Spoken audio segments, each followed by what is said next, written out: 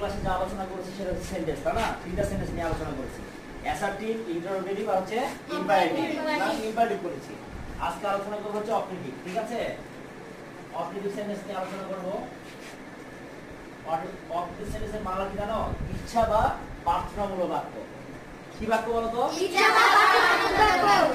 আর এই বাক্য চিহ্নগুলো হচ্ছে বাক্যের শুরুতে থাকবে মে অথবা ল, এরপর থাকবে হচ্ছে সাবজেক্ট, দেন লাস্টে থাকবে টা কনিষ্ঠ।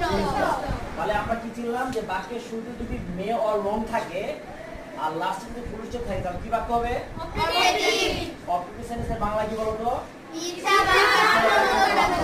আমি একটা উদাহরণ দিই, দেখো, may you be happy, may you be. দেখো তো বাক্যের শুরুতে কি বাক্যের শুরুতে মে আছে? এরপর সাবজেক্ট আছে? বাক্যের লাস্টে ফুল স্টপ আছে? তাহলে এটা হচ্ছে অপারেটিভ সেন্টেন্স। ঠিক আছে, সবাই কি বুঝতে পারছো? হ্যাঁ স্যার।